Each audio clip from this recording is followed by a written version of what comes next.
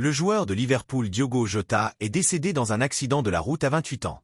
Le Portugais Diogo Jota, 28 ans, est décédé dans un accident de la route tôt ce jeudi 3 juillet 2025 en Espagne, a annoncé Marca.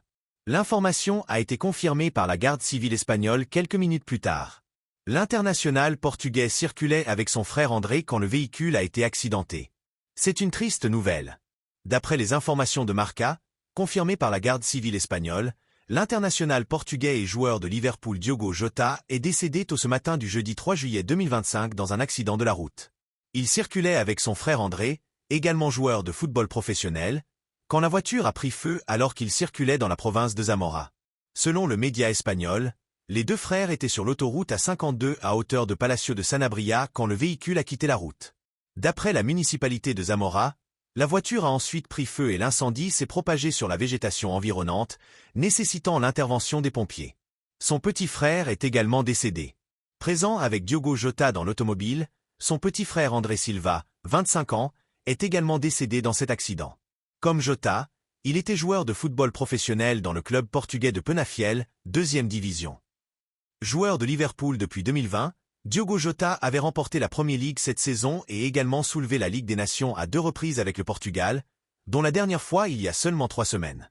Il avait célébré son mariage la semaine dernière.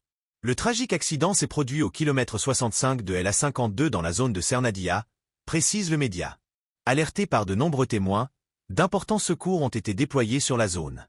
La garde civile de la circulation, les pompiers de la députation provinciale de Zamora et le Centre de coordination des urgences, CCU, des urgences sanitaires ont été dépêchés sur les lieux, d'où ont été envoyées une unité d'urgence médicale, UME, et le personnel médical de soins primaires, MAP, du centre de santé de Montbuet, qui n'ont pu que confirmer sur place le décès des 2 jeunes, indique le journal.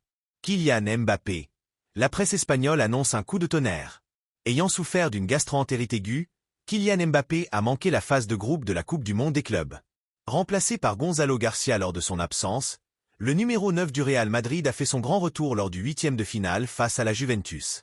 Interrogé sur le prochain rendez-vous contre le Borussia Dortmund, plusieurs journalistes espagnols ont milité pour que Kylian Mbappé soit sur le banc des remplaçants au coup d'envoi.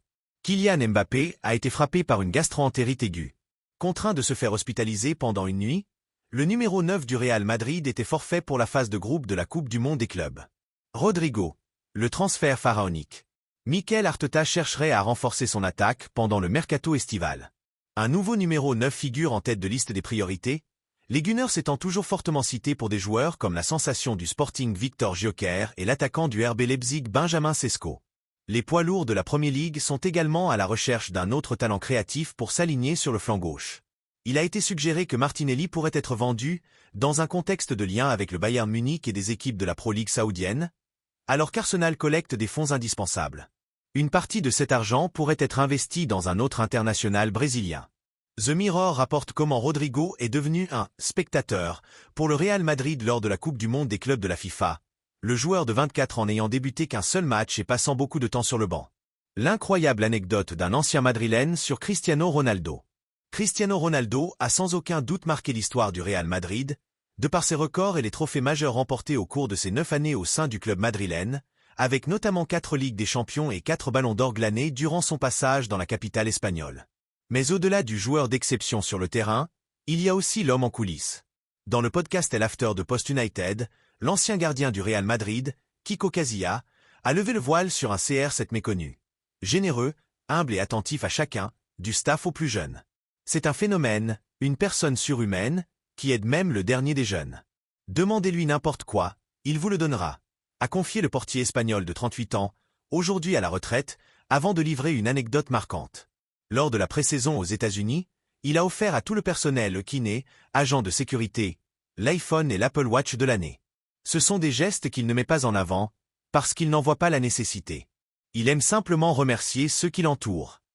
Souvent perçu comme égocentrique, Cristiano Ronaldo révèle pourtant, en privé, un tout autre visage. À 40 ans, il poursuit sa carrière à Al Nassr, avec une prolongation à prix d'or, mais toujours animé par le même esprit de gratitude envers son entourage.